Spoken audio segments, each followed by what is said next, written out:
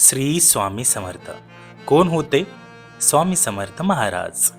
या विश्वात कोणी खरं आश्चर्यदायक असेल तर ते आहेत अक्कलकोटचे स्वामी समर्थ महाराज.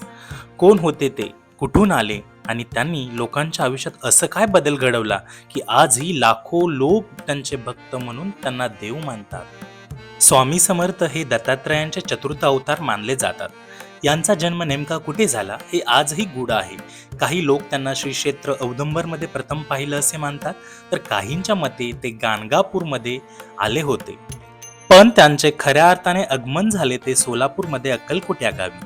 एका वटवृक्षाच्या सावलीत ते बसत आणि तिथेच भक्तांना दर्शन देत. त्यांनी नुसत्या दृष्टिकोनाने, स्पर्शाने किंवा आशीर्वादाने हजारो लोकांची दुःख दूर केली.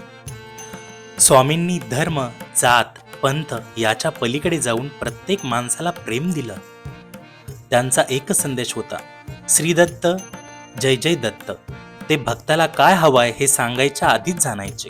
कोणी अडचणीत असो, आजारी असो, मनाने खचलेला असो, स्वामी महाराज त्यांना मार्ग दाखवायचेच. त्यांचे चमत्कार केवळ गोष्टी नाहीत, अनुभव आहेत. एकदा एका भक्ताला स्वामींनी दररोज एक रती सोनं मिळेल असा वर दिला आणि खरंच रोज त्याला रती सोनं मिळालं. एक दिवस त्याने स्वामींना प्रश्न केला, हे संपतं का? त्यावर स्वामी म्हणाले, विश्वास असेल तर नाही, प्रश्न असेल तर संपेल. आणि त्या दिवसापासून ते सोनं थांबलं.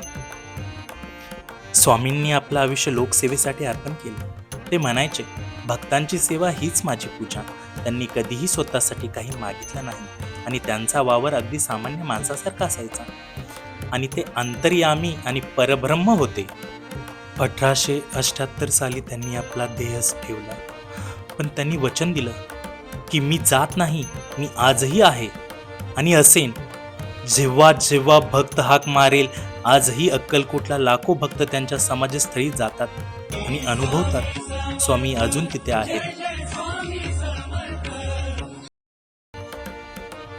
स्वामी समर्थ महाराज यांचं जीवन म्हणजे श्रद्धेचा दिवा आहे, जो भक्तांच्या अंतःकरणात प्रज्वलित होतो. स्वामी समर्थ महाराज हे केवळ संत नव्हते, ते कालातील शक्ती आहेत. अशाच आपल्या या स्वामीमय प्रवासामध्ये सगळ्यांनी जॉईन होण्यासाठी आपल्या यूट्यूब चॅनेलला सबस्क्राईब करा, लाईक करा, शेअर करा आणि स्वामी भक्तांनो कमेंटमध्ये श्री स्वामी समर्थ लिहा. धन्यवाद.